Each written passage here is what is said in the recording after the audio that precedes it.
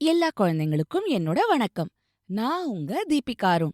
என்ன குழந்தைங்களா, போன அத்தியாயத்துல ரமணி எப்படி மதுரநாயகத்துக்கிட்ட வந்து சேர்ந்தாங்கிற கதைய நம்ம பார்த்தோம். இல்ல இல்ல இல்ல, நம்ம கேட்டோம். ஆனா அவனுக்கு திருட்டு பட்டம் வந்துச்சே, அது என்ன ஆச்சு அப்படின்னு நீங்க கேக்குறது எனக்கு புரியுது. பொறுமை பொறுமை. இன்னைக்கு அத்தியாயத்துல என்ன நடக்குதுன்னு முதல்ல கேளுங்க. அப்புறமா அதுக்கு நம்ம வரலாம். அத்தியாயம் 4. அவன் குணம். அடுத்த நாள் காத்தால மதுரநாயகத்தோட வீட்டு கடிகாரம் டான் டான்னு 7 தடவை அடிச்சு முடிச்சுது. அதே சமயம் சார் சார் அப்படிங்கிற குரலும் கேட்டுது. அறையில உட்காந்து எதையோ யோசிச்சுட்டு இருந்த மதுரநாயகம் சத்தம் கேட்டதும் வெளியே வந்தாரு. வாசப்பக்கம் பார்த்தாரு. உடனே, ஓ நீயா, வா வா உள்ள வா அப்படின்னு அன்போட அழைச்சாரு. வாசல்ல நின்னுட்டு இருந்த ரிக்ஷாக்கார பையன் ரமணி அறைக்குள்ள வந்தான். மதுரநாயகம் தன்னோட நாற்காலியில உட்கார்ந்தாரு. நீயும் இப்படி உட்காரு அப்படின்னு சொல்லி எதிரில இருந்த நாற்காலிய அவனுக்கு சுட்டி காட்டினாரு. பரவாயில்ல சார் அப்படின்னு சொல்லிட்டு நின்னுக்கிட்டே இருந்தான் ரமணி. சும்மா உட்காந்து பேசுப்பா அப்படின்னு சொன்னாரு மதுரநாயகம். ரமணி தயக்கத்தோட அவர் சுட்டி காட்டின நாற்காலியில உட்காந்துக்கிட்டான். ரமணி, உன்கிட்ட ஒன்னு கேட்கணும்னு நினைச்சேன். நேத்து போலீஸ் ஸ்டேஷன்ல நீ 1-2 இடங்கள்ல வேலைக்கு இருந்ததாவும் அங்கெல்லாம் அதிக நாட்கள் இருக்க முடியலன்னு சொன்னியே, ஏன் அப்படி? என்ன காரணம் அப்படின்னு கேட்டாரு மதுரநாயகம். இதே கேள்வி அந்த இன்ஸ்பெக்டர் கேட்டாலும் கேப்பாருன்னு நினைச்சேன். ஆனா அவரு கேக்கல. நீங்க கேட்டுட்டீங்க. இதோ சொல்றேன் கேளுங்க அப்படின்னு ஆரம்பிச்சான்.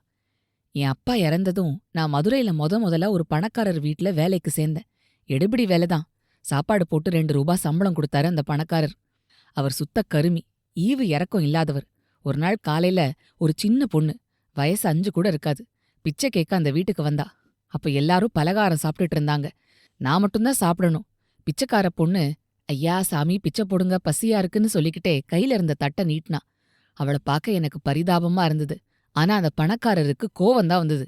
சி கழுதப்போ, பிச்சை வேணுமா பிச்சை, பொறக்கும்போதே பிச்சை பாத்திரத்தோட பொறந்துருச்சு, போ போ அப்படின்னு விரட்டினாரு. அந்த பொண்ணு போகல.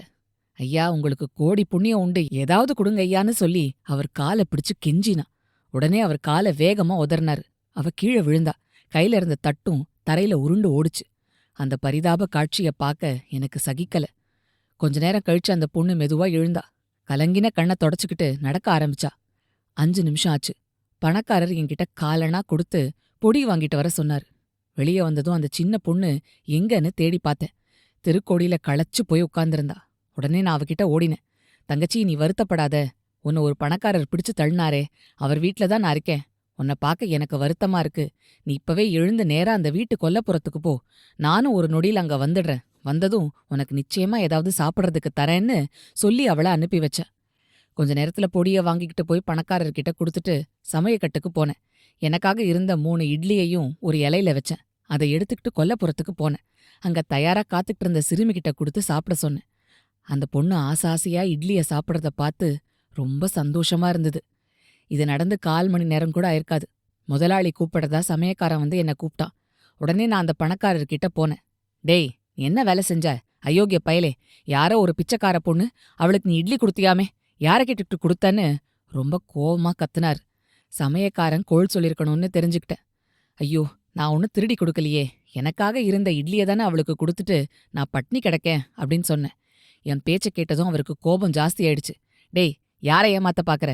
உனக்கு தந்த இட்லிய தானம் பண்ணிட்டு நீ இப்ப பட்னி கிடக்கிறதா சொல்ற? உண்மைதான். ஆனா மத்தியானம் சாப்பிடும்போது இந்த வேளைக்கும் சேர்த்து மூக்கு பிடிக்க சாப்பிட போறல, அப்ப யாருக்கு நஷ்டம்? எனக்கு தானடா. இந்த மாதிரி எத்தனை தடவை செஞ்சிருக்கியோ, திருட்டு கழுத அப்படின்னு என்ன திட்டினாரு. அவர் என்ன திருடன்னு சொன்னது எனக்கு ரொம்ப வேதனையா இருந்துச்சு. பேசாம அன்னிக்கே அந்த நிமிஷமே அவர் வீட்டை விட்டே வெளியேறிட்டேன். அப்புறம் நான் எங்கெங்கயோ வேலைக்கு அலைஞ்சேன். கடைசியா ஒரு பலசரக்கு மண்டியில வேலை கிடைச்சுது. அந்த முதலாளிகிட்ட ஒரு கணக்கு பிள்ளை இருந்தாரு. அவர் 20 வருஷ காலமா அவர்கிட்ட வேலை பார்த்துட்டு வந்தாரு. அன்னிக்கு ஒரு நாள் கணக்கு பிள்ளையோட பேருக்கு ஒரு அவசர தந்தி வந்தது. அப்போ அவர் கடையில இல்ல, பேங்க்ல பணம் கட்ட போயிருந்தாரு. முதலாளியே கையெழுத்து போட்டு தந்திய வாங்கினாரு. அவருக்கு ஆங்கிலம் தெரியாது. அதனால தந்தி சேவகர்கிட்ட அதை கொடுத்து படிச்சு காட்ட சொன்னாரு. தந்தி சேவகர் அதை படிச்சு பார்த்துட்டு, பாவம், உங்க கணக்கு பிள்ளையோட தாயா இறந்துட்டாங்களாம், உடனே புறப்பட்டு வாங்கன்னு இருக்கு அப்படின்னாரு. சரிதான்னு சொல்லி தந்திய வாங்கி பொட்டிக்குள்ள வச்சாரு முதலாளி. தந்தி சேவகர் கிளம்பினதும் என்ன அவர்கிட்ட கூப்பிட்டாரு. அப்ப நானும் அவருந்தான் இருந்தோம். டே ரமணி, இந்த தந்தி வந்த விஷயத்த கணக்கு பிள்ளைகிட்ட சொல்லவே சொல்லாத. எழுத வேண்டிய கணக்கெல்லாம் ஏராளமா பாக்கி இருக்கு. கணக்கு பிள்ளை இன்னிக்கே ஊருக்கு போயிட்டா திரும்பி வர 10-15 நாள் ஆகும். 3 நாள்லயே கணக்கெல்லாம் எழுதி முடிச்சிருவான். அப்புறம் சொல்லலான்னாரு. இத கேட்டதும் நான் திடுக்கிட்டேன். என்ன இது? உங்ககிட்ட 20 வருஷமா வேலை பார்த்து வரார் அந்த கணக்கு பிள்ளை. அவரை பெத்து வளர்த்த அம்மா இறந்துட்டதா அவசர தந்தி வந்திருக்கு. சாகர சமயத்துல தான் அவர் அம்மா பக்கத்துல இல்ல. செத்தப்புறமாவது அம்மாவோட முகத்தை பார்க்க வேணாமா? உங்க வேலைதான் பெருசுங்கிறீங்களேன்னு ஆத்திரத்தோட கேட்டுட்டேன். நான் சொன்னதை கேட்டு அவருக்கு கோபம் வந்துடுச்சு. டே அதிக பிரசங்கி, நீ அவன்கிட்ட இத பத்தி எதையாவது சொன்ன, உடனே உன்னை வேலையை விட்டே விரட்டிடுவேன் அப்படின்னு மிரட்டினாரு. உடனே நான் அவர்கிட்ட, கஷ்டப்பட்டு நீங்க விரட்ட வேணாம், நானே போயிடுறேன். ஆனாலும் உடனே பேங்க்குக்கு போய் கணக்கு பிள்ளைகிட்ட விஷயத்த சொல்லிட்டு தான் அடுத்த வேலை பார்க்க போறேன் அப்படின்னு சொல்லி புறப்பட்டேன். நேரா பேங்க்குக்கு போனேன். கணக்கு பிள்ளைகிட்ட அந்த துக்க செய்திய சொல்லிட்டு அந்த ஊரை விட்டே புறப்பட்டுட்டேன். நேரா இந்த பட்டணத்துக்கு தான் வந்தேன். இவ்வளவு நேரமா ரமணி சொன்னதை கேட்டதும் மதுரநாயகத்துக்கு ஒரே ஆச்சரியமா இருந்தது. ஒரு சின்ன பையன், இவனுக்கு எவ்வளவு பரோபகார சிந்தனை அப்படின்னு ஆச்சரியப்பட்டாரு. அப்புறம் ஒரு புன்சிரிப்போட, ரமணி, நீ சொல்றதெல்லாம் சரிதான். இருந்தாலும் காலத்தை ஒட்டி நம்மளோட நிலைமைய அனுசரிச்சு போக வேண்டியதுதான். ஆமா, நீ சொல்றதெல்லாம் பார்த்தா உனக்கு ஒருத்தர் கீழே இருந்து வேலை பார்க்க பிடிக்காத மாதிரி தெரியுதே அப்படின்னு கேட்டாரு மதுரநாயகம். அதுக்கு ரமணி கண் கலங்க என்ன சொன்னான் தெரியுமா? எனக்கு ஒருத்தர் கீழே வேலை பண்ணக்கூடாதுன்னுலாம் இல்ல சார். யாராவது வேலை கொடுத்தா கொடுத்த வேலைய சரியா செய்வேன். பொய் சொல்ல மாட்டேன், திருட மாட்டேன். என்னை பத்தி நானே சொல்றேனேன்னு நினைக்காதீங்க.